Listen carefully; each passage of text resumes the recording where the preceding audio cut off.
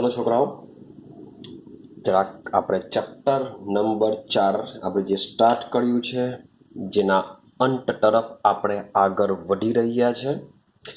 તો આજના વિડીયોની અંદર આપણે આ ચેપ્ટરનો લાસ્ટ પોઈન્ટ ઉપર ડિસ્કશન કરીશું.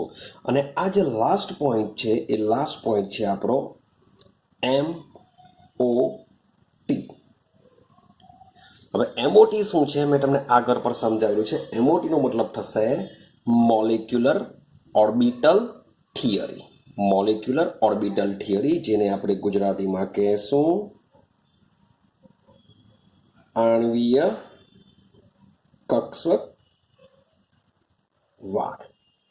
અને અગાડી સમજીને આવ્યા છે વીવીટી, વેલેન્સ બોન્ડ થિયરી, જેમાં આપણે પરમાણવીય કક્ષકો એકબીજા સાથે સંમિશ્રણ પામે છે ત્યારે અણુ બને છે, એની વાત કરીને આવ્યા.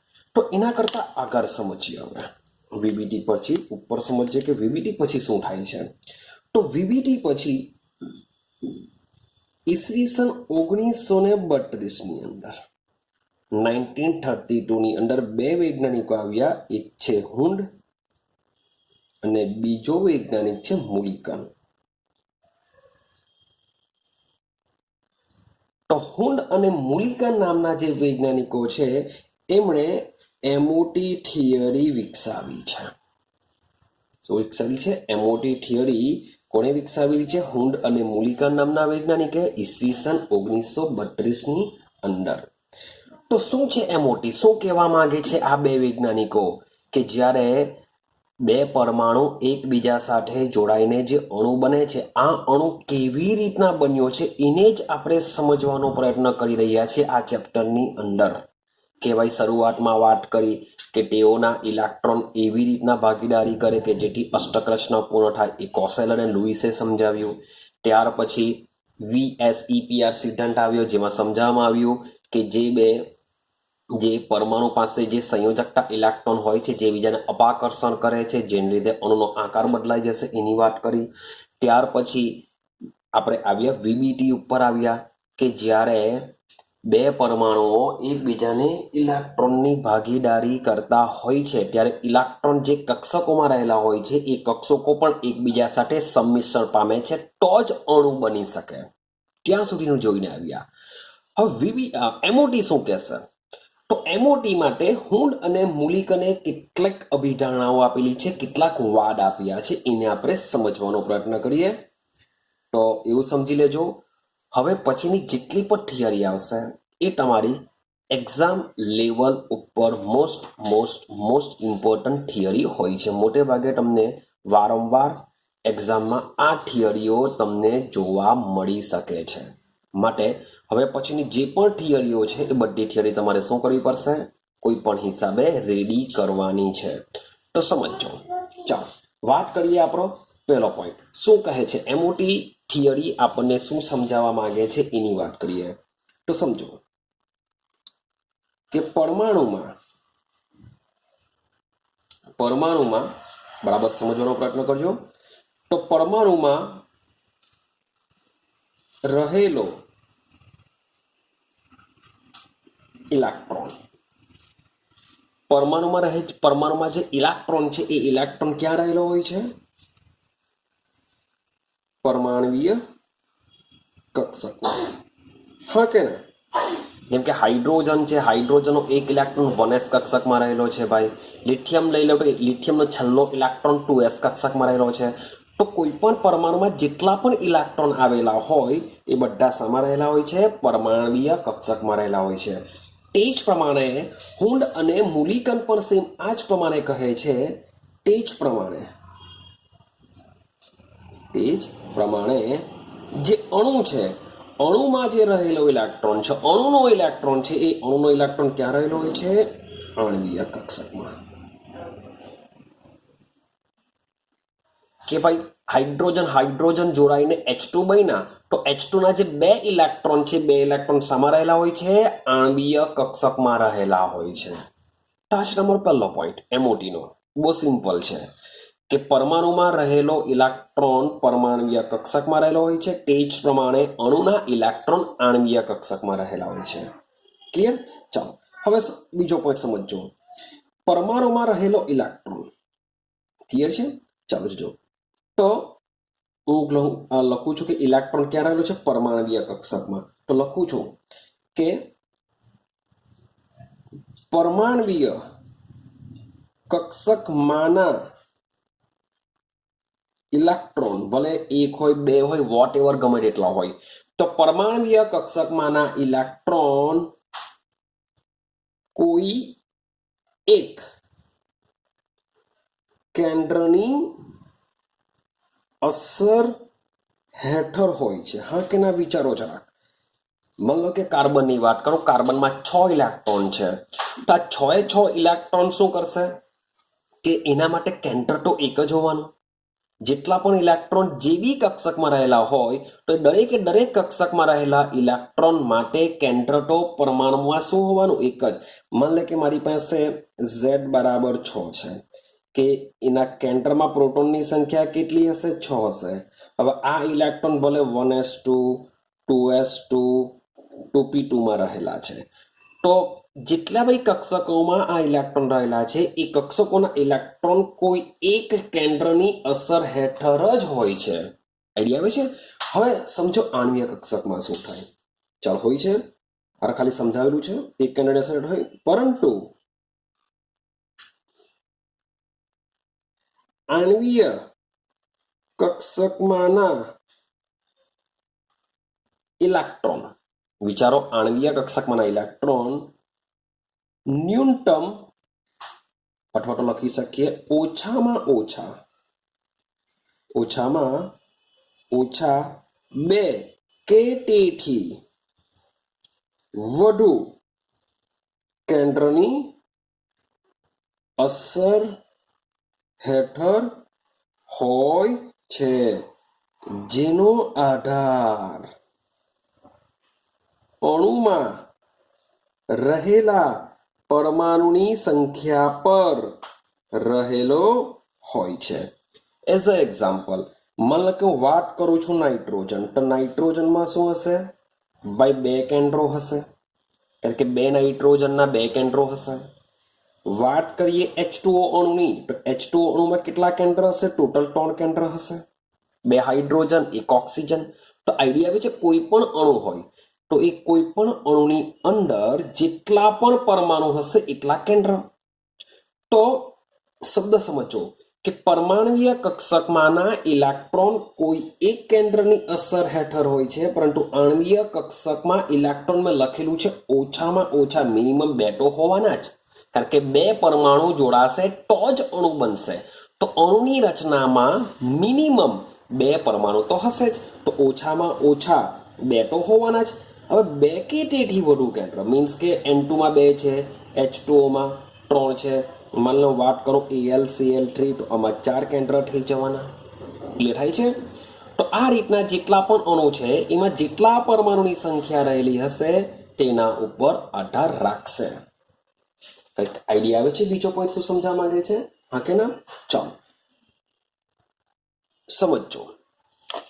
વાત કરું છું થર્ડ પોઈન્ટ. થર્ડ પોઈન્ટ શું કહેવા માંગે છે એને સમજવાનો પ્રયત્ન બરાબર કરજો. ચાલો હવે જેમ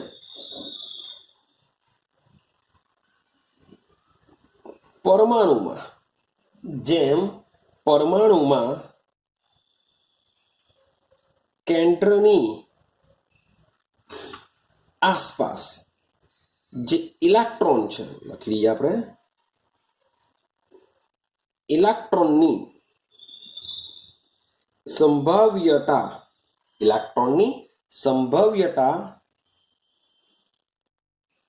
વહેંચણી મીન્સ કે પરમાણુના કેન્દ્રની આજુબાજુ જે ઇલેક્ટ્રોન આવેલા હોય છે એ ઇલેક્ટ્રોનની સંભાવ્યતાની વહેંચણી પરમાણ્વીય કક્ષક વડે દર્શાવાય. તે જ પ્રમાણે અણુના કેન્દ્રની આસપાસ ઇલેક્ટ્રોનની સંભવ્યતા વહેંચણી આણ્વીય કક્ષક વડે દર્શાવાય છે. ક્લિયર થાય છે? આ છે તમારો ત્રીજો પોઈન્ટ. ડન. ચલો હવે વાત કરીએ ચોથા પોઈન્ટથી. ચાલો સમજો, ચોથા પોઈન્ટને સમજવાનો પ્રયત્ન કરીએ. ચોથો પોઈન્ટ શું કહેવા માંગે છે બરાબર સમજો. ચાલો હવે આપણે જે બી હમણે વાત કરી એ પરમાણ્વીય કક્ષકની કમ્પેરિઝન આણ્વીય કક્ષક સાથે કરી. ક્લિયર? હવે આપણે શું કરવાના છે? બે પરમાણ્વીય કક્ષકોને એકબીજા સાથે જોડવાના છે. એટલે કે મેં જે શરૂઆતના જેટલા બી પોઈન્ટ લીધેલા છે એ પોઈન્ટમાં ખાલી કમ્પેરિઝન ચાલેલી છે કે ભાઈ ઇલેક્ટ્રોન, પરમાણુમાં રહેલો ઇલેક્ટ્રોન પરમાણ્વીય કક્ષકમાં રહે, અણુમાં રહેલો ઇલેક્ટ્રોન આણ્વીય કક્ષકમાં રહે. આ પહેલો પોઈન્ટ છે. બીજો પોઈન્ટ કે ભાઈ પરમાણ્વીય કક્ષકમાં રહેલા ઇલેક્ટ્રોન એક કેન્દ્રની અસર હેઠળ રહે, જ્યારે આણ્વીય કક્ષકમાં બે કે તેથી વધુ કેન્દ્રની અસર હેઠળ રહે. કમ્પેરિઝન ચાલી. ત્રીજો કે પરમાણુમાં કેન્દ્રની આસપાસ જે ઇલેક્ટ્રોનની સંભવ્યતા વહેંચણી છે પરમાણ્વીય કક્ષક વડે દર્શાવાય.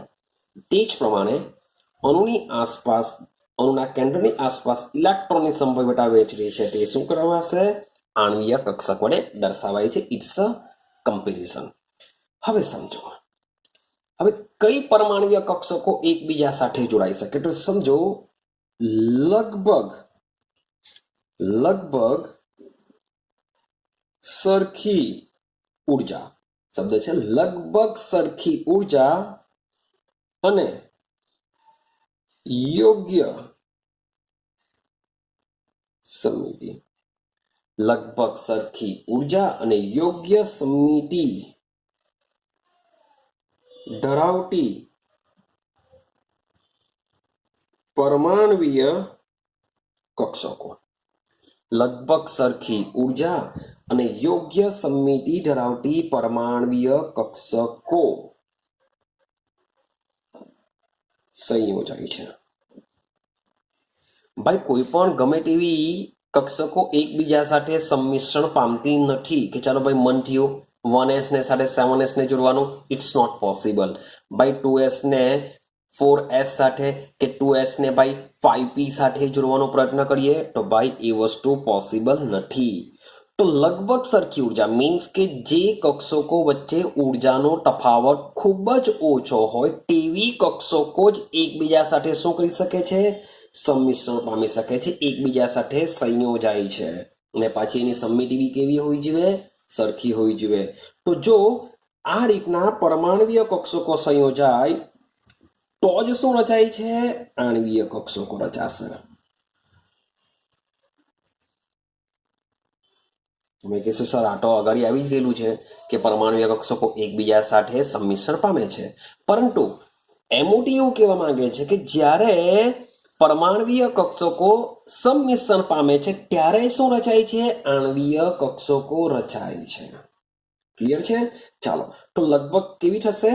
લગભગ સરખી ઉર્જા અને યોગ્ય સમિતિ ધરાવતી પરમાણ્વીય કક્ષકો શું થાય છે? એકબીજા સાથે સંયોજાય છે અને આણ્વીય કક્ષક રચે છે. ચાલો હવે આના પછીનો પોઈન્ટ જો, આના પછી જ કનેક્ટેડ આવશે. ચાલો આણ્વીય કક્ષકો તો બની. હવે જોજો બરાબર લખું છું, જેટલી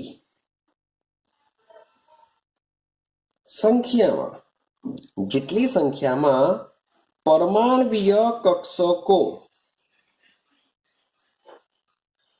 સંયોજન. બરાબર ધ્યાન આપજો, આ કામ લાગશે, આગળની થિયરીમાં બી તમને કામ લાગશે. બરાબર સમજો.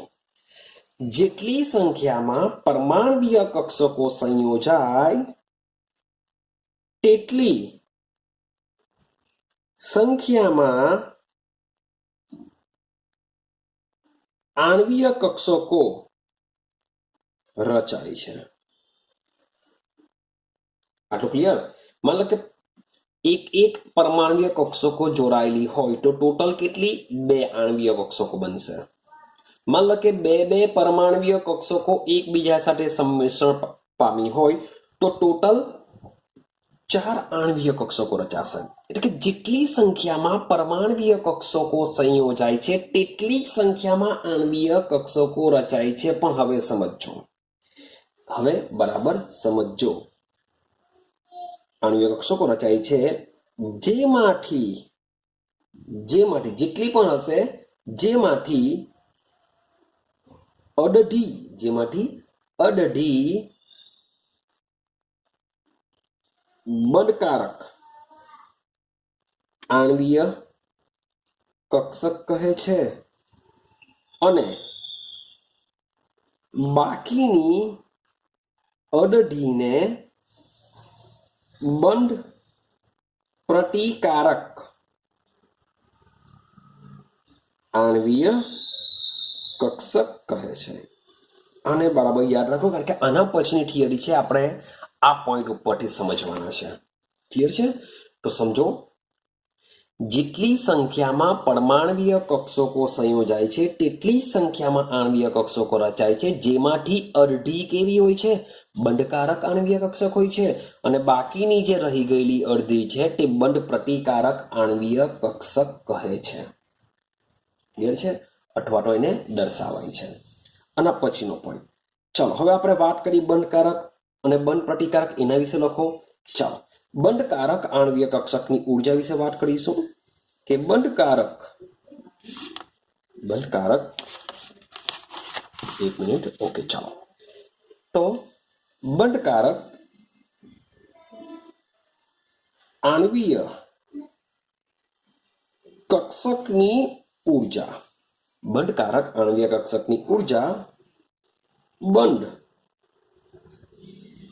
પ્રતિકારક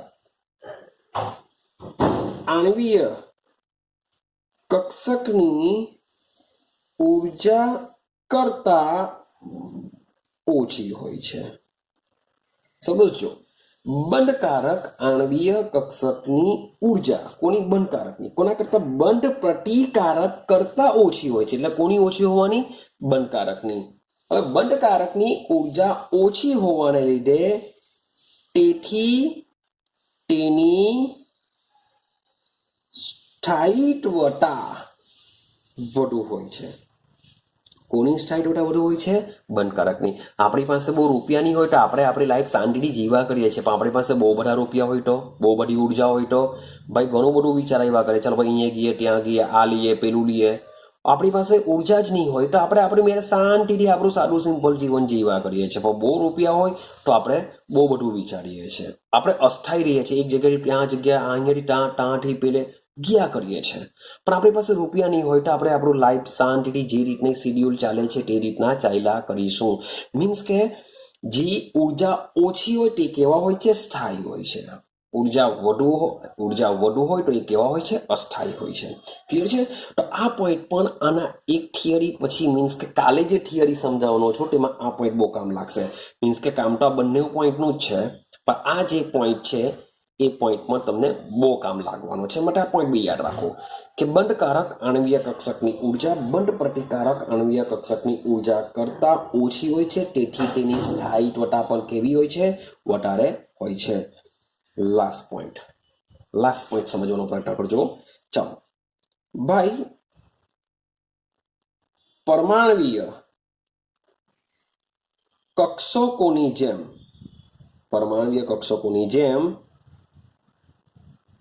આણ્વીય કક્ષકો પણ આઉબાઉ, પાઉલી અને હુન્ડના નિયમને પાડે છે. મીન્સ કે આ ત્રણ વૈજ્ઞાનિકો એટલે કોણ? કે કોઈ પણ પરમાણુમાં ઇલેક્ટ્રોનને કેવી રીતના ગોઠવવાના તે સમજાવે છે. સેમ આ જ રૂલ્સ એન્ડ રેગ્યુલેશનનો ઉપયોગ કરીને આપણે આણ્વીય કક્ષકોમાં જે ઇલેક્ટ્રોનને ગોઠવીશું એ પણ આઉબાઉ, પાઉલી અને હુન્ડના નિયમનો ઉપયોગ કરીને જ આપણે આણ્વીય કક્ષકોમાં એટલે કે અણુમાં ઇલેક્ટ્રોનને ગોઠવવાનો પ્રયત્ન કરીશું. ક્લિયર છે? તો આટલા પોઈન્ટ છે તમારા એમઓટી થિયરીના. ક્લિયર છે? તો મે બી તમને એવું પૂછી શકાય કે એમઓટી થિયરીની અભિધારણાઓ સમજાવો. ભાઈ એમઓટી થિયરી સમજાવો તો તમારે અહીંયા સુધીના બધા પોઈન્ટ લખવા પડશે. હવે થાય એવું કે આ પોઈન્ટ તમારી ઉપર નીચે થઈ જાય, કે ભાઈ છેલ્લો પોઈન્ટ પહેલા લખાઈ જાય, કે ભાઈ વચ્ચેનો પોઈન્ટ પહેલા લખાઈ જાય, તેનો ટેન્શન નહીં લેતા. પણ જેટલા પોઈન્ટ છે એ પોઈન્ટ તમારે કમ્પલસરી બધા લખવાના હોય છે. મેં મોટે ભાગે એવી રીતના પોઈન્ટ લખેલા છે કે બધા એક સિક્વન્સી પ્રમાણે ચાલે. મીન્સ કે તમે શરૂઆત આપણે કરી તો બંને વચ્ચે કમ્પેરિઝન કરી કે ભાઈ પરમાણુમાં રહેલા ઇલેક્ટ્રોન પરમાણ્વીય કક્ષકમાં રહે તે પ્રમાણે અણુમાં રહેલો ઇલેક્ટ્રોન આણ્વીય કક્ષકમાં રહે. પાછી કમ્પેરિઝન કે પરમાણ્વીય કક્ષકમાં રહેલો ઇલેક્ટ્રોન માત્ર એક કેન્દ્રની અસર હેઠળ અસર પામે છે, જ્યારે અણુમાં રહેલા ઇલેક્ટ્રોન બે કે તેથી વધુ કેન્દ્રની અસર હેઠળ અસર પામે છે, જેનો આધાર અણુમાં રહેલા પરમાણુની સંખ્યા પર હોય છે. ત્યાર પછી ત્રીજા પોઈન્ટની વાત કરી કે જેમ પરમાણુમાં કેન્દ્રની આસપાસ ઇલેક્ટ્રોનની જે સંભવ્યતા વહેંચણી છે, જેને આપણે પરમાણુય કક્ષક વડે દર્શાવીએ છીએ, તે જ પ્રમાણે અણુમાં રહેલા ઇલેક્ટ્રોનની વહેંચણી આપણે આણ્વીય કક્ષકમાં દર્શાવીશું. રેડી છે? આ તો કમ્પેરિઝન. પછી આપણે પરમાણુય કક્ષકોને ભેગી કરી કે લગભગ સરખી ઉર્જા અને યોગ્ય સમિતિ ધરાવતી કક્ષકો સંયોજાય છે અને તો જ આણ્વીય કક્ષકો રચાય છે. એટલે કે આણ્વીય કક્ષક બનાવી. હવે આણ્વીય કક્ષક પરથી જેટલી સંખ્યામાં પરમાણ્વીય કક્ષકો સંયોજાય તેટલી જ સંખ્યામાં આણ્વીય કક્ષકો રચાય છે, જેમાંથી અડધી કેવી હોય છે? બંધકારક. બાકીની અડધી કેવી હોય છે? બંધ પ્રતિકારક. આ પોઈન્ટ બહુ કામનો છે, કામ લાગશે તમને પાછળની થિયરીમાં. એમ તો કઈ ઢાળ નથી મારવાની. જેટલી સંખ્યામાં પરમાણ્વીય કક્ષકો જોડાય એટલી સંખ્યામાં આણ્વીય કક્ષકો બને. અડધી બંધકારક, અડધી બંધ પ્રતિકારક. આ બંધકારક અને બંધ પ્રતિકારક પરથી નવો નિયમ બનાવો કે બંધકારકની ઉર્જા બંધ પ્રતિકારક કરતા ઓછી હોય છે, માટે તેની સ્થાયિત્વતા કેવી? આની વધારે હોય છે. આ બધું વસ્તુ જ્યારે બેઠેલા હોય છે તમે શાંતિથી ત્યારે આને મેમરાઇઝ કરવાનો પ્રયત્ન કરો. પોઈન્ટ ટુ પોઈન્ટ તમે દિમાગમાં લાવો. વિચારો જરાક કે ભાઈ કયા કયા પોઈન્ટ આપણે સમજીને આવેલા છે. એ બધા પોઈન્ટને બેસીને શાંતિથી વિચારવાનો પ્રયત્ન કરો અને મેમરાઇઝ કરેલું કહેવાશે. જો બધા પોઈન્ટ તમારા દિમાગમાં આવી જશે તો બહુ ઇઝીલી અને તમે યાદ રાખી શકશો. અને લાસ્ટ પોઈન્ટ છે કે જેમ કોઈ પણ પરમાણુમાં રહેલા જે ઇલેક્ટ્રોન છે એ ઇલેક્ટ્રોનને આપણે આવબાવ, પાવલી અને હુનના નિયમને આધારે આપણે ગોઠવીએ છીએ, જેને આપણે પરમાણુની ઇલેક્ટ્રોનની રચના કહીએ છીએ. સેમ એ જ પ્રમાણે આણ્વીય કક્ષોમાં ઇલેક્ટ્રોનની ગોઠવણી પણ આપણે આવબાવ, પાવલી અને હુનના નિયમને આધારે જ કરવાના છે. ક્લિયર થાય છે? તો આ છે એની અભિધારણાઓ. રેડી છે? હવે આપણે મેઇન પોઈન્ટ સમજવાનો છે કે ભાઈ પરમાણ્વીય કક્ષકો એકબીજા સાથે જેટલી સંખ્યામાં જોડાશે તેટલી સંખ્યામાં શું કરે છે? આણ્વીય કક્ષકો રચાય છે. તો કેવી રીતના રચાશે એને સમજીશું. પાછા જેટલી સંખ્યામાં જોડાશે એટલી જ બને છે, જેમાંથી અડધી કેવી હશે? બંધકારક હશે. બાકીની અડધીને બંધ પ્રતિકારક કહીએ છે. તો આને આપણે સમજવાનો પ્રયત્ન કરીશું. તો સમજો. ચાલો, તો એને સમજવા માટે આપણે સમજવો પડશે પોઈન્ટ એલ, સી, એ. ભાઈ 3 માર્ક્સની અંદર આ પણ એક થિયરી પૂછી શકાય, અથવા 5 માર્ક્સની અંદર બી આ થિયરી નીકળી શકે છે. 3 કે 5. LCAO એનું ફૂલ ફોર્મ શું થશે? સમજો.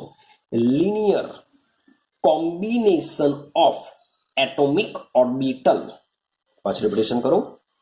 Linear combination of atomic orbital, જેને ગુજરાતીમાં કહેશું પરમાણ્વીય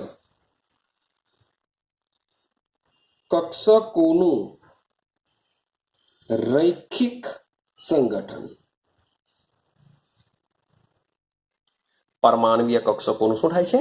રૈખિક સંગઠન. મીન્સ કે કેવી રીતના પરમાણ્વીય કક્ષકો એકબીજા સાથે જોડાશે અને આ બધા જો જોડાય તો બનશે શું? આણ્વીય કક્ષક. મીન્સ કે LCAO થિયરી આપને સમજાવવાનો પ્રયત્ન કરે છે કે આણ્વીય કક્ષક કેવી રીતના રચાય છે. તો થોડુંક એક્સેપ્ટ કરવું પડશે, થોડુંક સમજવાનું પણ છે, થોડાક પોઈન્ટ તમારે યાદ પણ રાખવા પડશે. તો ઘણું બધું તમારું દિમાગમાં વાપરવાનું છે. ક્લિયર છે?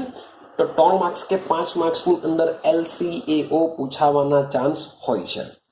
તો આજના વિડીયોની અંદર આપણે LCAO આપણે આ લાસ્ટ સમજીશું.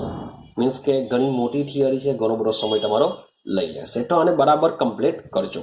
ચાલો, તો પહેલા સમજો શું છે. તો સૌથી પહેલા સમજો કે આ જે LCAO થિયરી જે રચાયેલી છે એ રચાયેલી છે તરંગ યંત્ર શાસ્ત્ર. તો તરંગ યંત્ર શાસ્ત્ર પ્રમાણે આ જે પરમાણવીય કક્ષકો છે એ પરમાણવીય કક્ષકોને કહેવામાં આવે છે તરંગ વિધેય. આપણે જે અગાડી વાત કરીને આવેલા છે ચેપ્ટર નંબર 2 ની અંદર કે જે ઇલેક્ટ્રોન જેમાં રહે છે જેને આપણે પરમાણવીય કક્ષકો કહે છે, જેને આપણે તરંગ વિધેય સાહિત્યો લખી છે. કયા શાસ્ત્ર પ્રમાણે? તરંગ યંત્ર શાસ્ત્ર પ્રમાણે. તો તરંગ યંત્ર શાસ્ત્ર પ્રમાણે પરમાણવીય કક્ષકોને આપણે શું કહીએ છીએ? તરંગ વિધેય તરીકે દર્શાવીએ છીએ. રેડી? અને આ જે તરંગ વિધેય છે અથવા જે પરમાણવીય કક્ષકો છે એ પરમાણવીય કક્ષકો શું દર્શાવે છે? જે ઇલેક્ટ્રોનનો તરંગ કંપ વિસ્તાર દર્શાવે છે. એકચ્યુઅલી સાઈનની વાત કરીએ તરંગ વિધેય સાઈન, એ સાઈન એકચ્યુઅલી શું છે કે તમને ઇલેક્ટ્રોન ક્યાં મળી આવશે એનો એક ચોક્કસ વિસ્તાર દર્શાવે છે, જેને આપણે સાઈન સ્ક્વેર થયું રાખીએ છીએ. તે જ પ્રમાણે જે સાઈન છે એ શું દર્શાવે છે? ઇલેક્ટ્રોનનો તરંગ કંપ વિસ્તાર, કે ભાઈ ઇલેક્ટ્રોન ક્યાં સુધી હોઈ શકે, ઇલેક્ટ્રોન કેવી રીતના મૂવ કરતા હોય છે, એ બધું વસ્તુ તમને સાઈન દ્વારા નક્કી થતું હોય છે. ચલો, તો ભાઈ તરંગ યંત્ર શાસ્ત્ર આવે. તરંગ યંત્ર શાસ્ત્રનો ઉપયોગ કોણે કરેલો છે? શ્રોડિંજર. નામ યાદ આવ્યું હશે? શ્રોડિંજર તરંગ સમીકરણ આપણે સમજીને આવેલા છે. તો ભાઈ પરમાણવીય કક્ષકો જેને આપણે તરંગ વિધેય તરીકે દર્શાવીએ છીએ, અને આ જે તરંગ વિધેય સાઈ છે એ ઇલેક્ટ્રોનનો તરંગ કંપ વિસ્તાર દર્શાવે છે. તો ભાઈ આના વિશે જો ઇન્ફોર્મેશન મેળવવી હોય તો આપણે શું કરવું પડશે? શ્રોડિંજર તરંગ સમીકરણ પરથી આપણે ઉકેલ મેળવવો પડે, અને શ્રોડિંજર તરંગ સમીકરણ પરથી ઉકેલા મેળવી શકાય છે. મીન્સ કે મારે પરમાણવીય કક્ષકો ભેગી થઈને આણવીય કક્ષકો રચાય છે એને સમજવું હશે તો મારે શાનો ઉપયોગ કરવો પડશે? શ્રોડિંજર તરંગ સમીકરણનો ઉપયોગ કરવો પડશે. કે શ્રોડિંજર તરંગ સમીકરણના ઉપયોગ દ્વારા બે પરમાણવીય કક્ષકો એકબીજા સાથે સંમિશ્રણ પામી કેવી રીતના આણવીય કક્ષક બને છે તે આ સમીકરણ દ્વારા આપણે સમજી શકીએ છીએ. પણ આની એક પ્રોબ્લેમ બી છે. શ્રોડિંજર તરંગ સમીકરણની એક પ્રોબ્લેમ પણ છે. શું પ્રોબ્લેમ છે? કે આ જે સમીકરણ છે એ સમીકરણ એક કરતા વધારે ઇલેક્ટ્રોન ધરાવતી પ્રણાલી માટે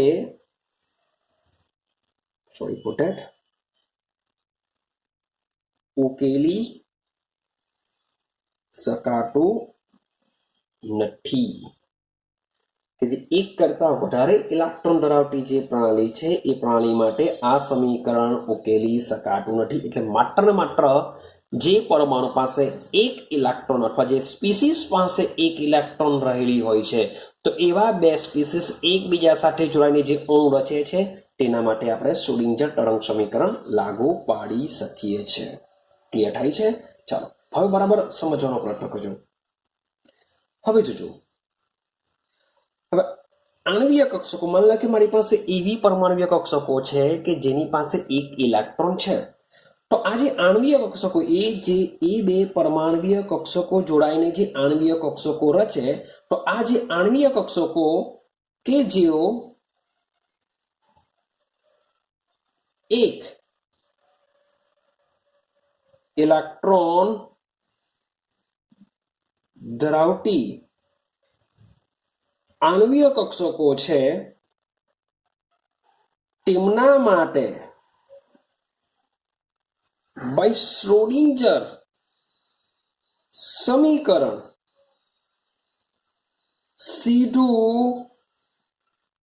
સીધા ઉકેલથી મેળવી શકાતું નથી. હું શું બોલું છું બરાબર સમજો. કે પહેલા આપણે વાત કરી કે ભાઈ બે પરમાણવીય કક્ષકો જોડાઈને જે આણવીય કક્ષકો, સૌથી પહેલા મેં વાત કરી કે આ જે LCAO થિયરી છે એ તરંગ યંત્ર શાસ્ત્ર પર આધારિત છે. અને તરંગ યંત્ર શાસ્ત્ર એવું કહે છે કે પરમાણુની અંદર જે પરમાણુય કક્ષકો છે એને શું કહેશું? તરંગ વિધેય કહેશું, જે સાઈ છે. અને જે તરંગ વિધેય છે એ શું દર્શાવે છે? ઇલેક્ટ્રોનનો કંપ વિસ્તાર ધરાવે છે. તો બે પરમાણુય કક્ષકો આણ્વીય કક્ષકો રચે છે, જે શ્રોડિંજર તરંગ સમીકરણના ઉકેલ દ્વારા મેળવી શકાય છે. મીન્સ કે બે પરમાણુય કક્ષકો એકબીજા સાથે જોડાઈને જે આણ્વીય કક્ષકો રચાય છે, જેને આપણે શ્રોડિંજર તરંગ સમીકરણ દ્વારા સમજાવી શકીએ છીએ. પણ શ્રોડિંજર તરંગ સમીકરણ ફરીથી પાછું એક કરતા વધારે ઇલેક્ટ્રોન ધરાવતી પ્રણાલી માટે કામ કરતું નથી. ક્લિયર છે? તો માની લો કે મારી પાસે એવી સ્પીસીસ છે કે જેની પાસે એક ઇલેક્ટ્રોન જ છે. તો આ બે પરમાણુય કક્ષકો જ્યારે આણ્વીય કક્ષકો રચે છે, તો એના માટેનું શ્રોડિંજર તરંગ સમીકરણ પણ આપણે સીધું ઉકેલથી મેળવી શકાતું નથી. કે ચાલો ભાઈ બે પરમાણુય કક્ષકો કે જેઓ પાસે એક ઇલેક્ટ્રોન જ છે, તેઓ એકબીજા સાથે કેવી રીતના જોડાય છે એ સીધું જ તમે શ્રોડિંજર તરંગ સમીકરણ વાપરો અને તમને ખબર પડી જશે. એવું પણ થવાનું નથી. આઈડિયા આવે છે? એટલે કે શ્રોડિંજર સમીકરણ સીધું ઉકેલથી આપણે મેળવી શકાતું નથી. તો આના માટે આપણે શું કરવું પડશે? આશરા પદ્ધતિનો ઉપયોગ કરવો પડશે. એના માટે શું કરવી પડતી હોય છે?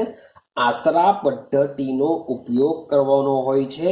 અને આ પદ્ધતિને જ આપણે દર્શાવીએ છીએ LCAO દ્વારા.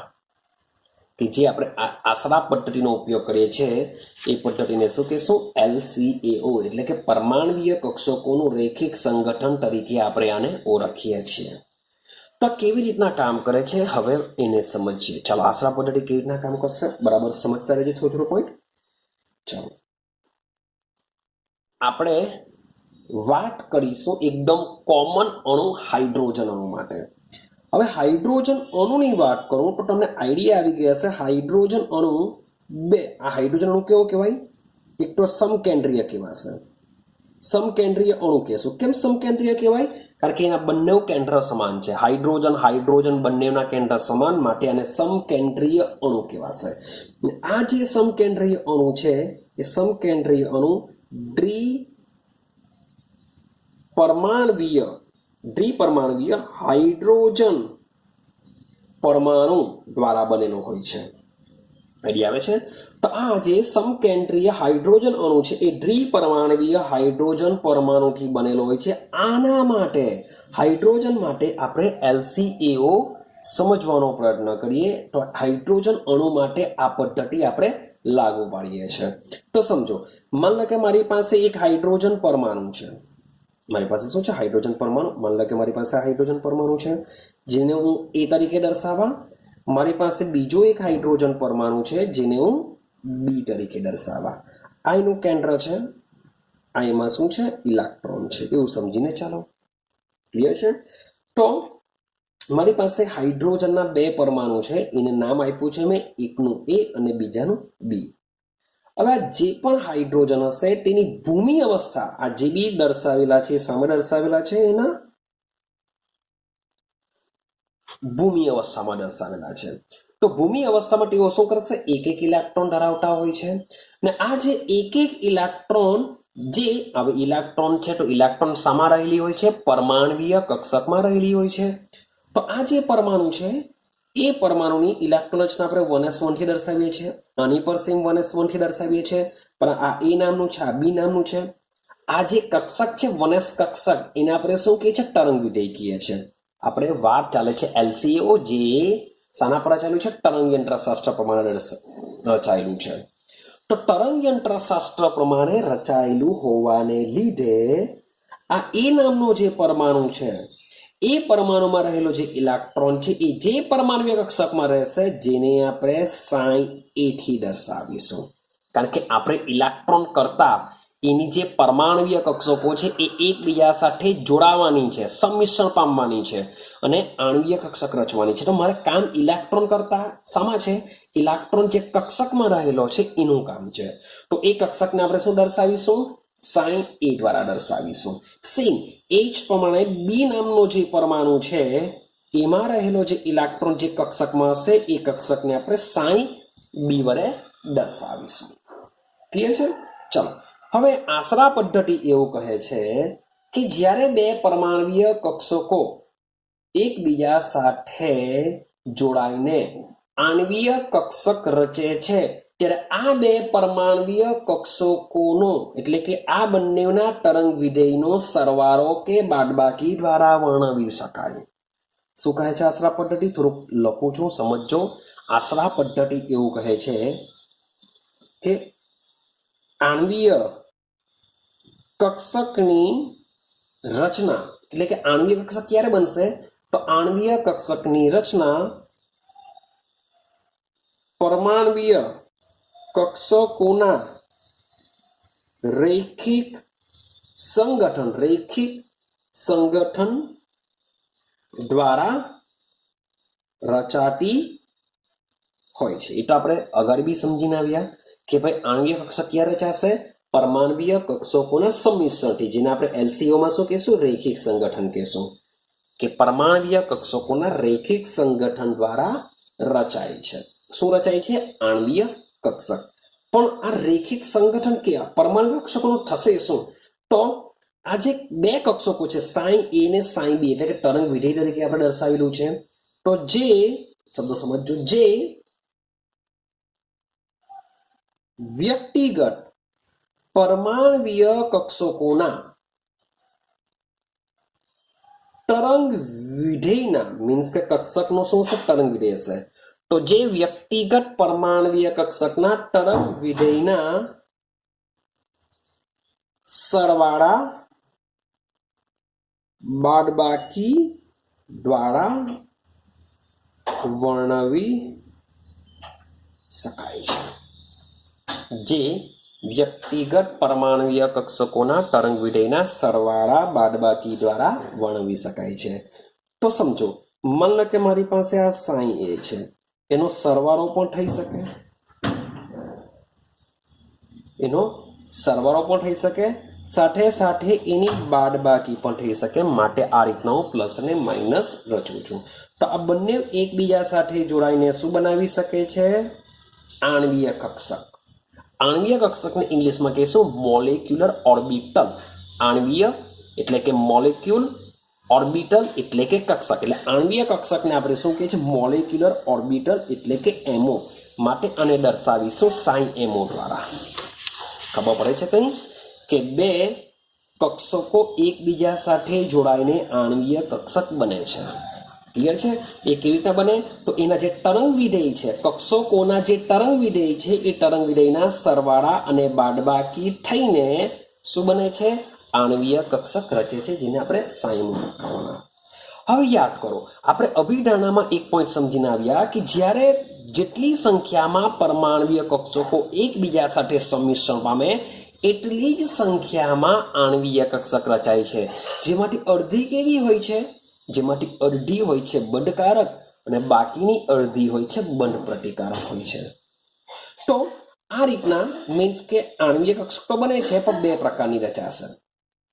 આથી કેટલી રચાશે? બે આણ્વીય કક્ષક રચાય છે. તેમાંથી એકને કહેશું આપણે સિગ્મા અને બીજીને કહેશું આપણે સિગ્મા સ્ટાર. તો તમને થોડી આઈડિયા આવી ગઈ હશે. એક બંધકારક હશે, એક અબંધકારક હશે અથવા પ્રતિબંધકારક હશે. તો સમજો, જેના ઉપર સ્ટાર નથી તેને કહેવામાં આવે છે બંધકારક આણ્વીય કક્ષક કહેશું. શું કહેશું એને? બંધકારક આણ્વીય કક્ષક કહેશું. જેના પર સ્ટાર છે જેને કહેશું આપણે પ્રતિબંધકારક આણ્વીય કક્ષક કહેશું. તો વિચારો, બે પરમાણ્વીય કક્ષકો જોડાય તો બે આણ્વીય કક્ષક રચાવી જોઈએ. એટલે માટે બે માંથી અડધી કેવી? બંધકારક, અડધી કેવી? પ્રતિબંધકારક. યાદ રાખવાનું છે તમારે, બંધકારકને આપણે સિગ્માથી દર્શાવીશું, પ્રતિબંધકારકને સિગ્મા સ્ટાર. તો સિગ્મા ક્યારે રચાય? તો સિગ્મા રચાશે કે જ્યારે બંને કક્ષકોના જે તરંગ વિધેય છે તેનો શું થાય? સરવાળો થાય તો સિગ્મા બનશે. એટલે કે બંને તરંગ વિધેયનો સરવાળો. તો જે આણ્વીય કક્ષક રચાય તેને સિગ્મા આણ્વીય કક્ષક કહેશું, એટલે કે બંધકારક આણ્વીય કક્ષક. સેમ એ જ પ્રમાણે પ્રતિબંધકારક આણ્વીય કક્ષક ક્યારે રચાશે? જ્યારે બંને તરંગ વિધેયોની શું થશે? બાદબાકી થશે, ત્યારે રચાશે પ્રતિબંધકારક આણ્વીય કક્ષક. તો બંને પરમાણ્વીય કક્ષકોના સરવાળાથી મળેલી આણ્વીય કક્ષકને સિગ્મા ને બંધકારક આણ્વીય કક્ષક કહેવાય. જ્યારે બંને તરંગ વિધેયોના બાદબાકીથી મળેલી આણ્વીય કક્ષકને સિગ્મા સ્ટારને પ્રતિબંધકારક આણ્વીય કક્ષકો કહે છે. આઈડિયા આવે છે કઈ? ચાલો, તો નીચે તમને એક ચિતાર જેવું આપેલું છે, એક ઉર્જા જેવું આપેલું છે, જેની હું ડિસ્કશન નથી કરતો, કારણ કે આના પછીના વિડીયોની અંદર આપણે ઘણા બધા મોલિક્યુલ માટે આ વસ્તુ સાબિત કરવાની હોય છે. પણ હજુ બી આને સમજવાનો પ્રયત્ન કરીએ કે ભાઈ પ્લસ અને માઇનસ સિગ્મા, સિગ્મા સ્ટાર શું છે એને સમજીએ. ચાલો, તો સમજો આ પ્લસ અને માઇનસ વાળું શું છે. તો આગળના પોઈન્ટની વાત કરીએ, સમજો બરાબર. તો આ જે આણ્વીય કક્ષકની જે રચના છે, એ આણ્વીય કક્ષકની રચના સંયોજાતા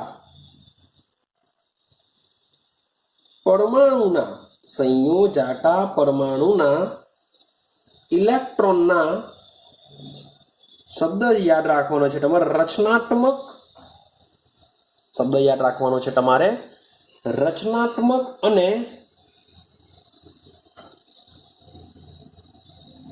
વિભંજક વ્યતિકરણને લીધે થાય છે. જે આણ્વીય કક્ષકની જે રચના મીન્સ કે બે પરમાણ્વીય કક્ષકોના તરંગ વિધેય એકબીજા સાથે શું કરે છે? સરવાળો કરે છે, બાદબાકી કરે છે.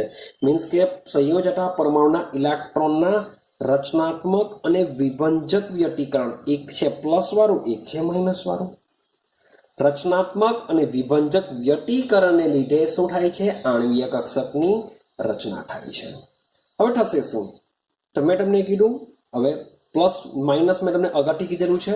હવે રચનાત્મકમાં શું થશે એને સમજજો. કે જ્યારે પ્લસ થશે એટલે બનશે કઈ? બંધકારક.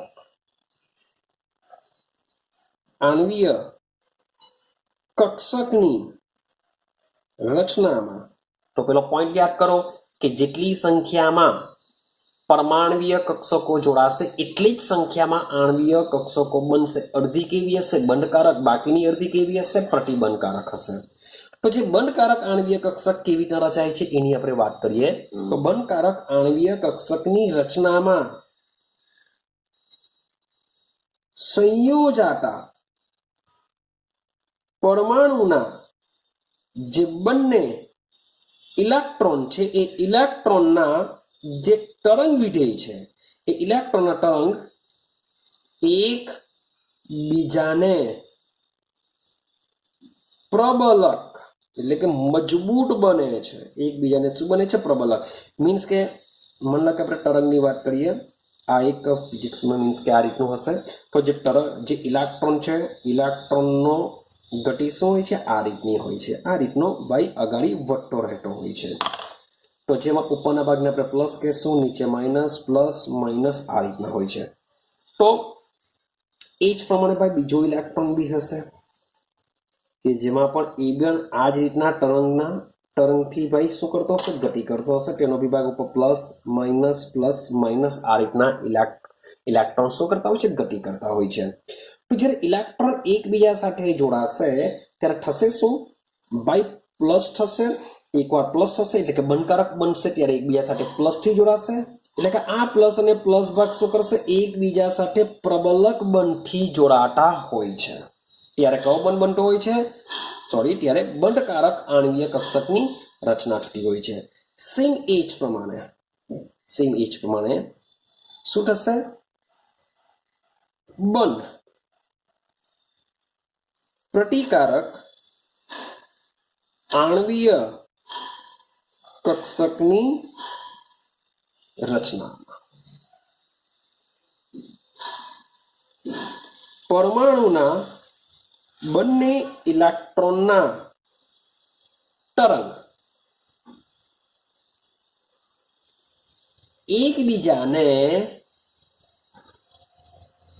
વિભંજક વ્યતિકરણને લીધે બને છે કે બંને જે ઇલેક્ટ્રોન છે એક બંને છેડો પ્લસ એક માઇનસ મીન્સ કે બંનેનું જ્યારે માઇનસ થશે ત્યારે બંનેની અસર શું થઈ જશે નાબૂદ થઈ જશે માઇનસ પ્લસ નાબૂદ કરી દેશે એટલે એમાં પ્લસ છેડો માઇનસ માઇનસ ભેગા થઈને શું કરશે એકબીજા સાથે પ્રબલક બને છે માટે તેઓ બંધકારક રચશે અને આ પ્રતિબંધકારક રચશે હવે થશે શું બંધકારક અને પ્રતિબંધકારકમાં બરાબર સમજજો તો આ માઇનસ થશે ત્યારે તેઓ શું કરશે એકબીજાની અસરને નાબૂદ કરી દેતા હોય છે હવે આને લીધે જ આ તો માઇનસમાં તો એકબીજાને વિભંજક વ્યક્તિકરણ લીધે તેઓ એકબીજાની અસરને રદ કરી દે છે પણ બંધકારકની વાત કરીએ તો પરિણામે જે બંધકારક છે તો એ બંધકારક આણ્વીય કક્ષક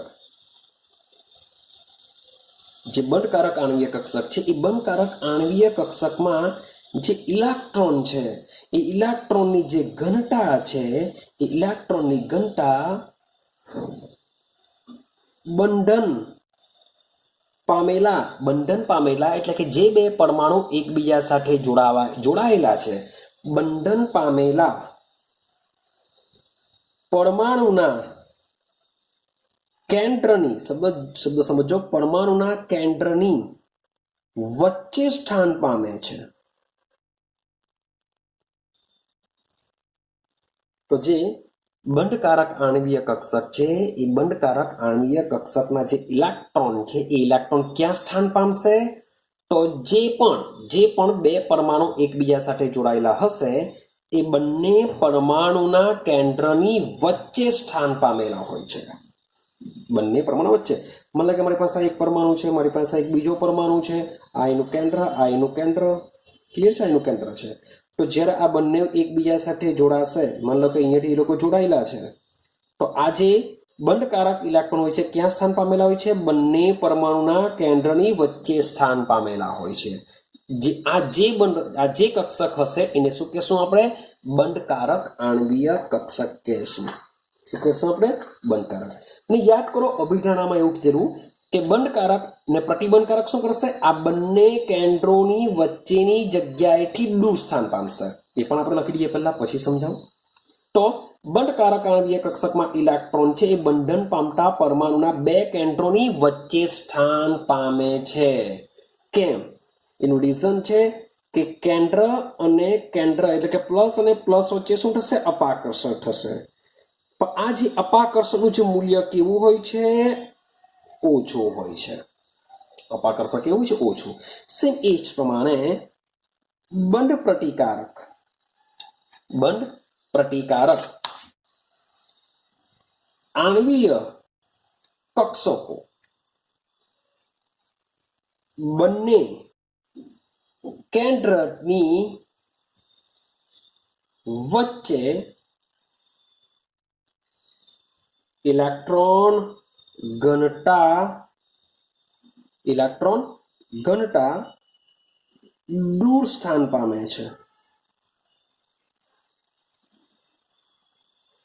તો બંધ પ્રતિકારક ક્યાં રચાશે તો બંધ પ્રતિકારક આણ્વીય કક્ષકો બંને કેન્દ્રોની વચ્ચેની જગ્યાએથી દૂર સ્થાન પામશે એટલે કે જે ઇલેક્ટ્રોન છે બંને જેમ આમાં બંધકારકમાં બે કેન્દ્રોની વચ્ચે ગોઠવાયેલા હોય છે તે જ પ્રમાણે બંધ પ્રતિકારકમાં શું થાય બે કેન્દ્રોની વચ્ચેની જગ્યાએથી દૂર સ્થાન પામે છે હવે સમજો ઉર્જાની વાત કરીએ મેં તમને કીધેલું છે કે બંધ પ્રતિકારક કરતા બંધકારક આણ્વીય કક્ષકની ઉર્જા ઓછી હોય છે અને તેની સ્થાયિત્વતા વધારે હોય છે હવે સમજો કે ભાઈ ખરેખર તો આ બે કેન્દ્રોની વચ્ચેની જગ્યાની વાત કરીએ તો ભાઈ બે કેન્દ્રોની વચ્ચેની જગ્યા ખરેખર શું હોય છે નોડલ સમતલ હોય છે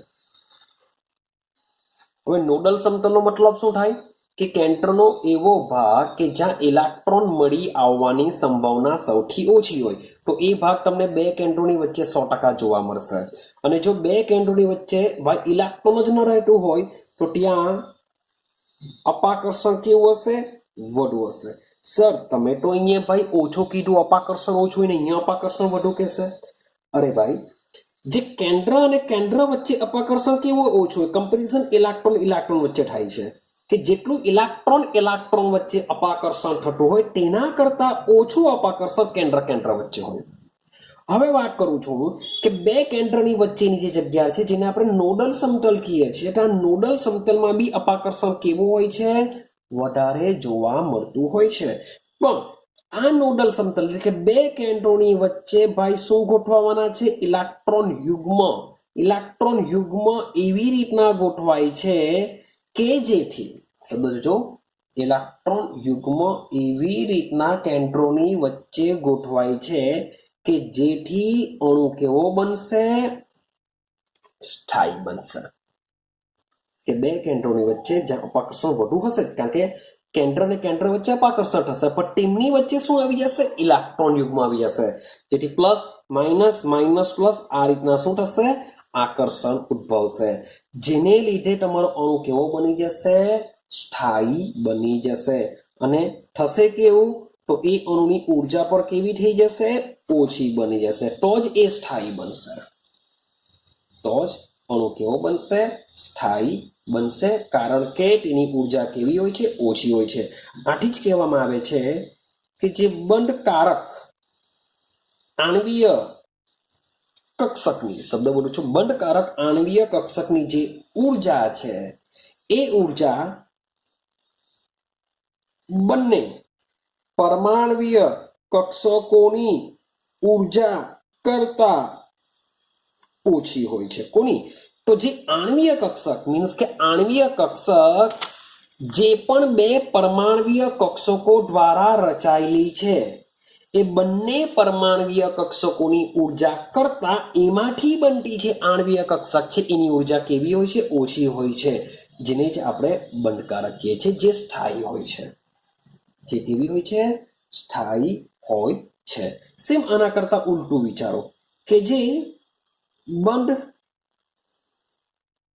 પ્રતિકારક આણ્વીય કક્ષક રચાય છે તેની જે ઉર્જા છે એ ઉર્જા ભાઈ બંને પરમાણ્વીય કક્ષકોની ઉર્જા કરતા કેવી હોય છે, વધુ હોય છે. કોની વધુ હોવાની, આની વધુ હશે, આની કેવી થઈ જશે, ઓછી હશે. એટલે કે બંને પરમાણ્વીય કક્ષકોની ઉર્જા કરતા બંધ પ્રતિકારક આણ્વીય કક્ષકની ઉર્જા વધુ હોય છે. આલોકો કરતા આની વધુ, એટલે આલોકો કરતા આની ઓછી, માટે આ કેવું બને, સ્થાયી બને. આ કેવું બનશે, અસ્થાયી બનશે. કેવું કરશે, અણુને સ્થાયી. મીન્સ કે આપણી બોડીની અંદર બી બે વસ્તુ રહેલું હોય છે, એક પોઝિટિવ નેસ રહેલી હોય છે, એક નેગેટિવ નેસ રહેલી હોય છે. પોઝિટિવ નેસ શું કરશે, આપણે પોઝિટિવ કામ કરવા માટે ઉત્તેજના આપશે, ભાઈ કરવું જોઈએ પોઝિટિવ કામ. નેગેટિવિટી શું કરશે, આપણે મોરલ ભાંગી નાખશે, યાર નથી કરવું, છોડ યાર, બહુ સારું કામ છે, નથી કરવું. મીન્સ કે પોઝિટિવનેસ નેગેટિવનેસ બંને કામ કરે છે. પોઝિટિવનેસ આપણા ફ્યુચરને ઉપર લઈ જવાની વાત કરશે. આપણે યાર 3 કલાક વાંચ્યો હોય કંટાળી જશે, યાર મન કહેશે યાર ચાલ યાર નથી વાંચવું, કંટાળ આવે છે, નેગેટિવિટી છે. પોઝિટિવનેસ શું કરશે, ચાલ ભાઈ હજુ બી વાંચવા દે, હજુ બી આપણે મહેનત કરીએ, તો એ પોઝિટિવનેસ છે.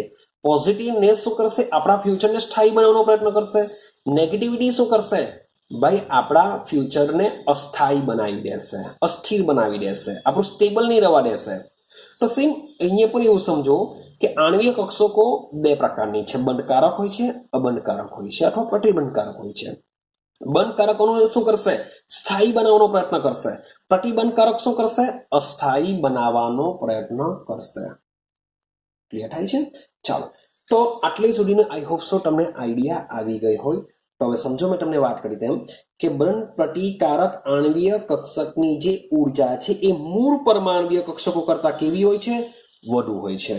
અને બંધકારક આણ્વીય કક્ષકની જે ઉર્જા હોય છે એ મૂળ પરમાણ્વીય કક્ષકોની ઉર્જા કરતા ઓછી હોય છે. પણ જ્યારે આ બંને આણ્વીય કક્ષકોની કુલ ઉર્જા મીન્સ કે બંધકારક વત્તા બંધ પ્રતિકારક, આ બંનેની ઉર્જાનો જો સરવાળો કરવામાં આવે તો શું થાય, તો આ બંનેનો સરવાળો તમારી બે પરમાણ્વીય કક્ષકોના સરવાળો જેટલો થશે. આઈડિયા આવે? મીન્સ કે બંધકારક અને બંધ પ્રતિકારક આણ્વીય કક્ષકોની ઉર્જાનો જો તમે સરવાળો કરશો તો આ સરવાળો કોના જેવો હોય છે? બંને પરમાણ્વીય કક્ષકોની ઉર્જા જેટલો જ હોય છે, પરંતુ એ આધાર કક્ષકો પર આધાર રાખશે કે બંધકારકની ઉર્જા આના કરતા ઓછી હોય છે, બંધ પ્રતિકારકની ઉર્જા આ બંને કરતા વધુ હોય છે. બંધકારક અણુને સ્થાયી બનાવવાનો પ્રયત્ન કરે, પ્રતિબંધકારક અણુને અસ્થાયી બનાવવાનો પ્રયત્ન કરે છે. બંધકારક ક્યારે રચાય? તો બંને કક્ષકોના તરંગ વિધેયનો ભાઈ સરવાળો થાય ત્યારે બંધકારક રચાય, અને બંને પરમાણ્વીય કક્ષકોના તરંગ વિધેયની જ્યારે બાદબાકી થાય ત્યારે બંધ પ્રતિકારક આણ્વીય કક્ષક રચાતી હોય છે. તો આવું કંઈક LCAO કહેવા માંગે છે કે જ્યારે બે પરમાણ્વીય કક્ષકો એકબીજા સાથે જોડાઈને આણ્વીય કક્ષક કેવી રીતના રચાય છે એને સમજાવવા માટે કોણ આવેલું હતું? LCAO, linear combination of atomic orbital. Clear છે? આ બધી વસ્તુ LCAO સમજાવવાનો પ્રયત્ન કરે છે. ક્લિયર? ઓકે. તો હવે આ થિયરી બી મીન્સ કે અહીંયા તો ક્લિયર થાય છે.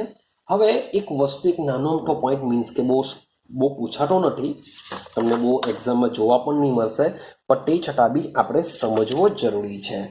અને એ પોઈન્ટ છે આપણો કે પરમાણ્વીય કક્ષકો ના સંગઠન માટેની શરતો. મીન્સ કે કહેવાયું કઈ પરમાણ્વીય કક્ષકો એકબીજા સાથે સંયોજાઈ શકે છે અને આણ્વીય કક્ષક રચી શકે છે, તો એની શરતો શું છે? ક્લિયર છે? તો હવે મીન્સ કે આના પછીની જે નેક્સ્ટ થિયરી આવશે એને સમજવા માટે આ બધી વસ્તુ બહુ કામ લાગશે. અને આના પછીની જે નેક્સ્ટ થિયરી છે બહુ એટલે બહુ ઇમ્પોર્ટન્ટ, તમને JEE નીટમાં પણ એના વિશે કંઈ ને કંઈ પૂછી શકાય. રેડી?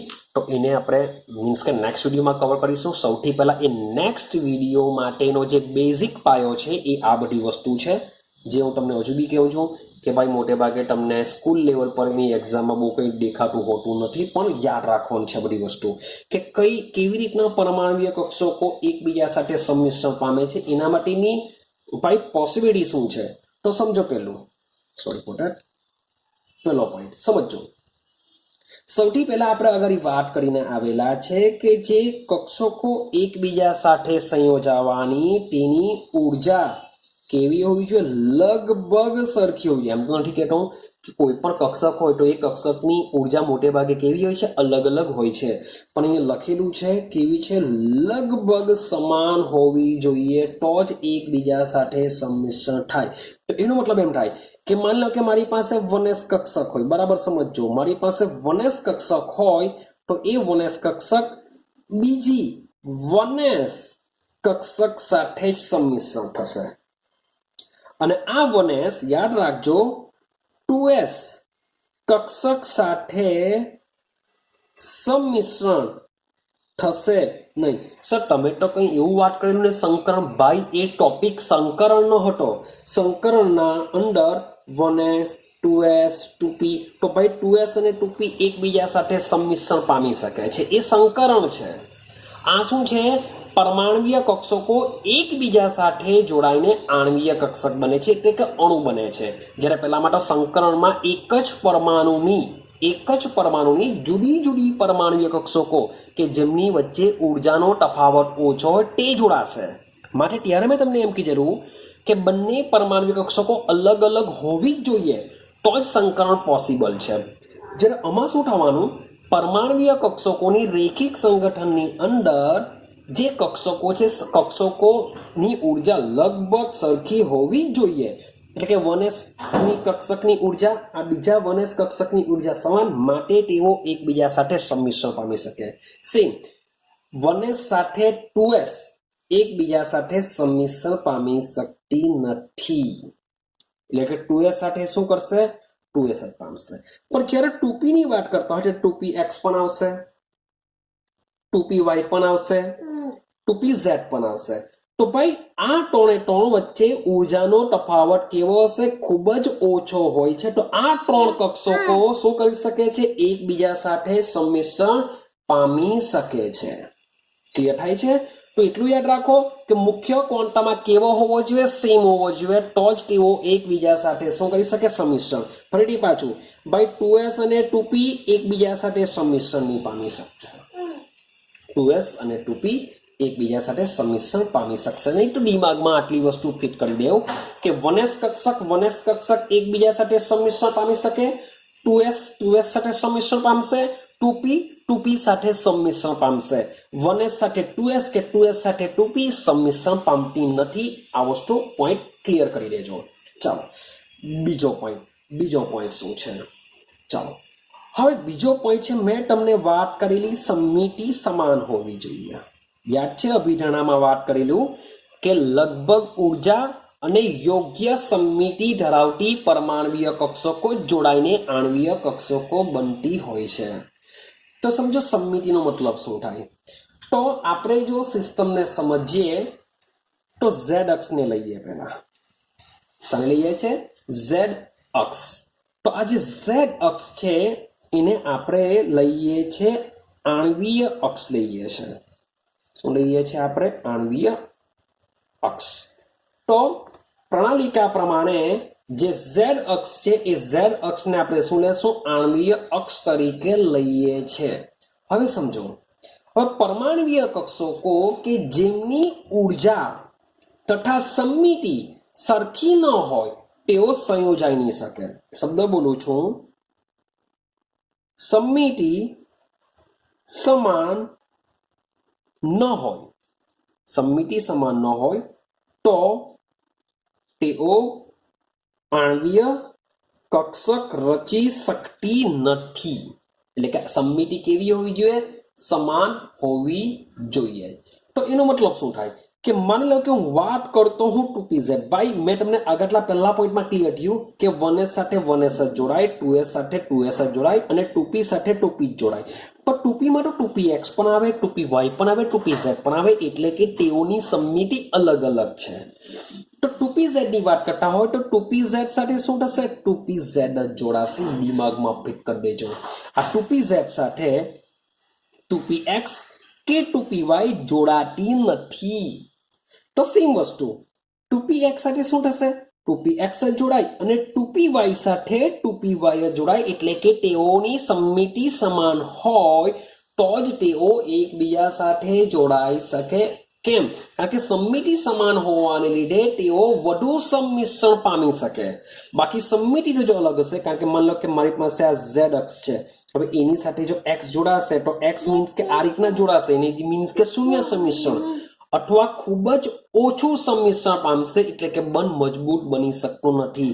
માટે યોગ્ય એક સરખી સમમિતિ હોય તો જ તેઓ એકબીજા સાથે જોડાઈ શકે છે. આ બીજો પોઈન્ટ બી તમારે દિમાગમાં ફિટ કરવાનો છે. ક્લિયર થાય છે? એક બીજી વસ્તુ યાદ રાખજો, યાદ રાખીએ કક્ષકોના પ્રકાર. આના પછીનો ટોપિક આપણો છે તેમાં આપણે સમજી લઈશું. ચલો આપણે ત્રીજા પોઈન્ટની વાત કરીએ. ત્રીજો પોઈન્ટ શું છે?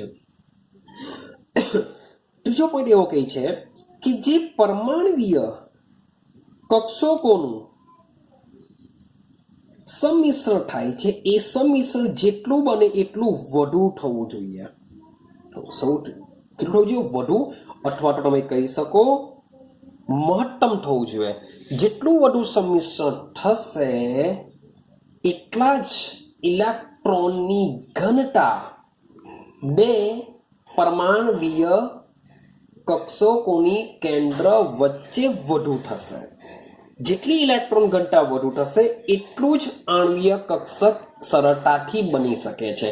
તો આ 3 કન્ડિશન તમારે યાદ રાખવી પડશે કે ભાઈ કક્ષકોની ઉર્જા સમાન હોવી જોઈએ, લગભગ સમાન હોવી જોઈએ, એટલે કે સેમ મુખ્ય ક્વોન્ટમ આંક ધરાવતી. સેમ મુખ્ય ક્વોન્ટમ આંકનો મતલબ એવો નથી કે 2s અને 2p સંમિશ્રણ પામે. 2s સાથે 2s જ પામે, 2p સાથે 2p, 1s સાથે 1s. હવે 2p માં તો 3 આવે, 2px, 2py, 2pz બી આવે. એ રીતના સેમ d માં પણ 5 આવે. તો એનો શું પિક્ચર છે? તો ભાઈ એમાં તમારે યાદ રાખવાનું છે સમમિતિ. યોગ્ય સમમિતિ ધરાવતી કક્ષકો જ સંમિશ્રણ પામી શકે. એટલે કે 2px સાથે 2px સંમિશ્રણ પામે, 2py સાથે 2py અને 2pz સાથે 2pz સંમિશ્રણ પામી શકે છે. ત્રીજો પોઈન્ટ છે કે જે કક્ષકો એકબીજા સાથે સંમિશ્રણ પામે છે તે વધુ એટલે કે તેનું મહત્તમ સંમિશ્રણ થવું જોઈએ, કારણ કે મહત્તમ સંમિશ્રણ થશે તો જ તેઓ બે કેન્દ્રોની વચ્ચે જે ઇલેક્ટ્રોન ઘનતા હોય છે એ ઇલેક્ટ્રોન ઘનતા વધારે આવી શકે. ક્લિયર છે? ચાલો એક બીજા પોઈન્ટની વાત કરું, નાના અમથા પોઈન્ટની. આણ્વીય કક્ષકોના પ્રકારની વાત કરીએ કે કેટલા પ્રકારના આણ્વીય કક્ષકો છે. તો મેં તમને કીધું એવું કીધેલું કે જેટલી સંખ્યામાં પરમાણ્વીય કક્ષકો જોડાશે એટલી જ સંખ્યામાં આણ્વીય કક્ષકો બનશે. અડધી કેવી હોય છે? બંધકારક. અડધી કેવી હોય છે? બંધ પ્રતિકારક હોય છે. મીન્સ કે આણ્વીય કક્ષકો બે પ્રકારની છે. હવે એકને આપણે સિગ્માથી ઓળખીશું. હવે જો કોઈ પણ દ્વિપરમાણ્વીય અણુનો મતલબ એવો થશે કે જ્યારે બે પરમાણુ ભેગા થઈને અણુ બનતા હોય છે એના આણ્વીય કક્ષકોને દર્શાવવા માટે આપણે સિગ્મા છે, પાઈ છે, ડેલ્ટા છે વગેરે ચિહ્નો દ્વારા દર્શાવીએ છીએ. નાની પાનું બંધકારક અને પ્રતિબંધકારક હશે, જેમાં સિગ્મા એની સંજ્ઞા છે. બંધકારક બંધ પ્રતિકારકની સિગ્માથી બી દર્શાવી શકાય, પાઈથી દર્શાવી શકાય, ડેલ્ટાથી દર્શાવી શકાય. તો આ બધી આણ્વીય કક્ષકોની ચિહ્ન અથવા તો સંજ્ઞા છે. ક્લિયર થાય છે? હવે સવાલ એવો આવે કે આ સિગ્મા પાઈ આપણે ક્યારે દર્શાવીશું? આઈડિયા આવે છે? તો શોર્ટ એન્ડ સિમ્પલ હું તમને કહું, મીન્સ કે તમને પહેલા જ કીધું કે આ જે થિયરી છે કોઈ સ્કૂલ લેવલ પર પૂછાતી નથી, તમને ઓલરેડી JEE નીટમાં બી બહુ કંઈ કામ આવવાની નથી. પણ એની જે સંજ્ઞા છે, સંજ્ઞા ક્યારે સિગ્મા આવશે, ક્યારે પાઈ આવશે એ તમારે સમજવાની છે. તો શોર્ટ એન્ડ સિમ્પલ કહું કે આ જે સિગ્મા છે એ આણ્વીય કક્ષકો બંધ અક્ષની આસપાસ સમિતિ હોય છે. મીન્સ કે જ્યારે તમારા બે કેન્દ્રોની વચ્ચે ઇલેક્ટ્રોન ઘનતા આવશે ત્યારે સિગ્મા બનશે. મોટે ભાગે અક્ષની જે આપણે સિગ્મા ક્યાં કહીએ, કેન્દ્રના અક્ષની આસપાસ સમિતિ ધરાવતી હોય છે. જ્યારે અક્ષની આસપાસ સમિતિ ધરાવતી ન હોય ત્યારે પાઈ પ્રકારની હોય છે. ક્લિયર? હવે ક્યારે શું રચાશે બરાબર સમજજો કે ભાઈ માની લો કે મારી પાસે વનસ કક્ષક છે. કે વનસ કક્ષક કેવી છે? ગોળાકાર છે, કે મોટે ભાગે એની કોઈ દિશા હોતી નથી. તો એની જે અક્ષ છે એ અક્ષ ઉપરથી શું કરશે? સંમિશ્રણ પામશે. તો જ્યારે વનસ કક્ષકો આ રીતના જ્યારે એકબીજા સાથે સંમિશ્રણ પામતી હોય ત્યારે કયા પ્રકારનો બંધ રચતી હોય છે? સિગ્મા બંધ રચતી હોય છે. એમાંથી અડધી કેવી? બંધકારક, બાકીની અડધી કેવી? પ્રતિબંધકારક. તો બે પરમાણ્વીય કક્ષકો છે તેમાંથી એક હશે સિગ્મા અને બીજી કઈ હશે? Sigma star. એટલે કે એક હશે બંધકારક, એક હશે પ્રતિબંધકારક. આઈડિયા આવે છે? તો યાદ રાખજો.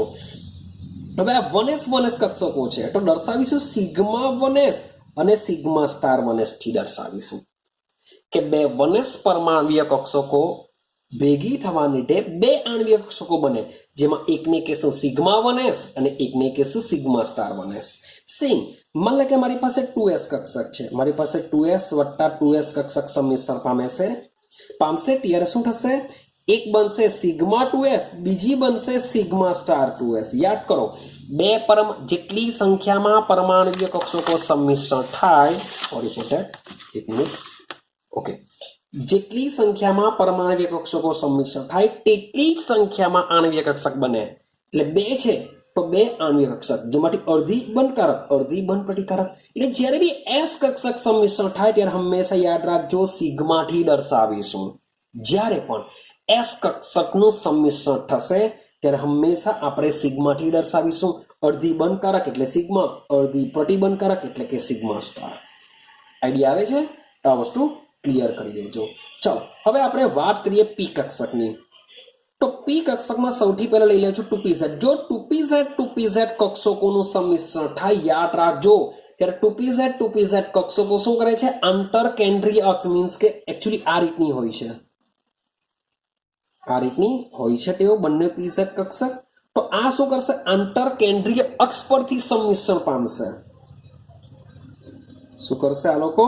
આંતર કેન્દ્રીય અક્ષ પરથી સંમિશ્રણ પામતી હોય છે. માટે બે 2pz કક્ષકો બી સંમિશ્રણ પામતી હોય ત્યારે સિગ્મા 2pz અને સિગ્મા સ્ટાર 2pz આણ્વીય કક્ષક રચતી હોય છે. આ બધું ક્લિયર કરજો કે s કક્ષક કોઈ બી s હોય, 1s હોય, 2s હોય, 3s હોય, કોઈ બી એસ કક્ષક સંમિશ્રણ પામે ત્યારે આણ્વીય કક્ષકને સિગ્માથી દર્શાવીશું, એટલે કે બંધકારક હોય તો સિગ્મા, પ્રતિબંધકારક હોય તો સિગ્મા સ્ટાર. કઈ કક્ષક સંમિશ્રણ પામે છે એને દર્શાવવા માટે 1s 1s 2s 2s. અને સેમ 2pz કક્ષક પણ શું કરે છે, આણ્વીય અક્ષ પર સંમિશ્રણ પામે છે, માટે એને પણ આપણે સિગ્માથી દર્શાવીશું. 2pz છે માટે sigma 2pz, sigma star 2pz. તો આ બધા શું કરે છે, સિગ્મા બંધ રચે છે. સેમ પાઈની વાત કરીએ, પાઈમાં શું હશે તો યાદ રાખજો 2px કક્ષક સંમિશ્રણ પામે છે ત્યારે પાઈ 2px અને પાઈ સ્ટાર 2px આણ્વીય કક્ષક રચાશે. મીન્સ કે 2px અને સેમ 2py એકબીજા સાથે સંમિશ્રણ પામશે, એ પણ 2py અને પાઈ 2py અને પાઈ સ્ટાર 2py રચતા હોય છે. આ બધું તમારે દિમાગમાં રાખવાનું છે, કારણ કે 2px અને 2py આંતરકેન્દ્રીય અક્ષથી દૂર સંમિશ્રણ પામે છે. આંતરકેન્દ્રીય અક્ષથી દૂર સંમિશ્રણ પામે છે. જે પણ બે જ રચશે, મીન્સ કે બે પરમાણ્વીય કક્ષકો ભેગી થાય તો બે જ આણ્વીય કક્ષકો રચાય છે. અડધી કઈ બંધકારક, અડધી કેવી પ્રતિબંધકારક. તો દર્શાવીશું પાઈ દ્વારા કે 2px 2py, એટલે કે અહીંયા 2p લેવું છું પણ બાય px જોડાય. એ કોઈ બી હોય, 3px હોય કે 3px હોય, 4px હોય કે 4px હોય, રચાશે કયો, પાઈ. સી py હોય તો એ પણ પાઈ આણ્વીય કક્ષક રચતી હોય છે. ડેલ્ટાની વાત આપણે કરતા નથી, કારણ કે આપણા સિલેબસની અંદર 11-12 પૂરતું આટલામાં જ બધું થઈ જશે. ક્લિયર છે? તો આ તમારે યાદ રાખવાનું છે. આણ્વીય કક્ષકોના પ્રકાર, કઈ પરમાણ્વીય કક્ષકો જોડાવાથી કેવી આણ્વીય કક્ષકો બને છે, સિગ્મા બનશે કે પાઈ બનશે એ તમને ખબર હોવી જોઈએ. એટલે કે SS જોડાતી હોય, PZ જોડાતી હોય તો બનશે સિગ્મા, એમાં બે, એટલે કે સિગ્મા અને સિગ્મા સ્ટાર. અને જ્યારે PX જોડાતી હોય, PY જોડાતી હોય તો બનશે પાઈ પ્રકારની આણ્વીય કક્ષક. કેમ આવું થાય છે? કારણ કે સિગ્મામાં આંતર કેન્દ્રીય અક્ષ ઉપર સંમિશ્રણ પામે છે, જ્યારે PX PY માં આંતર કેન્દ્રીય અક્ષથી દૂર સંમિશ્રણ પામતી હોય છે. માટે બે પ્રકારની બંધકારક અને પ્રતિબંધકારક આણ્વીય કક્ષક રચાશે. ક્લિયર થાય છે? આ બધી વસ્તુ તમારે દિમાગમાં રાખવાની છે. આટલું ક્લિયર થશે આજનો નાનો અમથો પોઈન્ટ, જે તમને જે મોટી થિયરી છે આના પછીની જે થિયરી છે, જે એક્ઝામમાં પૂછાવાના ચાન્સ વધારે હોય છે, તેને સમજવા માટે આ કામ લાગશે. માટે તમને મેં કીધું કે આ જે બે પોઈન્ટ જે લાસ્ટમાં મેં તમને સમજાવ્યા એ તમને એક પાયો બનાવે છે આના પછીના થિયરી માટેનો. પણ ઇમ્પોર્ટન્ટ છે, સમજવાનું છે, યાદ રાખવાનું છે. સ્કૂલ લેવલ પર તમને મીન્સ કે આ પૂછાવાનું નથી. ક્લિયર છે? તો આજે આપણે મીન્સ કે બે થિયરી કમ્પ્લીટ કરી. એક છે MOT મોલેક્યુલર ઓર્બિટલ થિયરી, એના જે પોઈન્ટ છે, એના જે અભિધારણાઓ છે એ પણ તમારે 100% ક્લિયર કરવા પડશે, યાદ રાખવા પડશે. સાથે સાથે બીજી થિયરી સમજીને આવ્યા LCAO, જેને પણ તમારે કમ્પ્લીટ કરવાની હોય છે. જે લાસ્ટમાં બે પોઈન્ટ તમને સમજાવ્યા કે ભાઈ કઈ પરમાણ્વીય કક્ષકો એકબીજા સાથે સંમિશ્રણ પામી શકે એ તમારે યાદ રાખવાનું છે. મોટાભાગે બહુ એક્ઝામ, સ્કૂલ લેવલની એક્ઝામમાં મેં કોઈ થિયરી આ જોઈ નથી. સેમ આણ્વીય કક્ષકોનો પ્રકાર કે ભાઈ જે કઈ પરમાણ્વીય કક્ષકો એકબીજા સાથે જોડાય છે તો કયા પ્રકારની આણ્વીય કક્ષકો બને છે, સિગ્મા બનશે કે પાઈ બનશે. બસ ડેલ્ટાનું તો આપણે કંઈ કામ નથી, પણ મોટે ભાગે સિગ્મા અને પાઈનું કામ પડતું હોય છે, જે તમારે શું કરવાનું છે, યાદ રાખવાનું હોય છે. તો આ જે બધી વાત જે કરેલી છે મેં તમને અગાડી બી કીધું, આણ્વીય કક્ષકોના પ્રકારમાં દ્વિપરમાણ્વીય આણ્વીય કક્ષકોમાં વાત ચાલે છે. એટલે કે બે પરમાણુ જોડાઈને અણુ જે બને છે એમાં સિગ્મા અને પાઈ આવશે, એની વાત ચાલતી હોય છે. ક્લિયર છે? તો આ જે વિડીયો છે ખૂબ જ ઇમ્પોર્ટન્ટ છે એક્ઝામની દ્રષ્ટિએ, એ તમે કમ્પ્લીટ કરજો. હવે આના પછીનો જે વિડીયો આવશે એ વિડીયો પણ ખૂબ જ ઇમ્પોર્ટન્ટ છે. ક્લિયર છે? તો મળીશું આપણે નેક્સ્ટ વિડીયોની અંદર.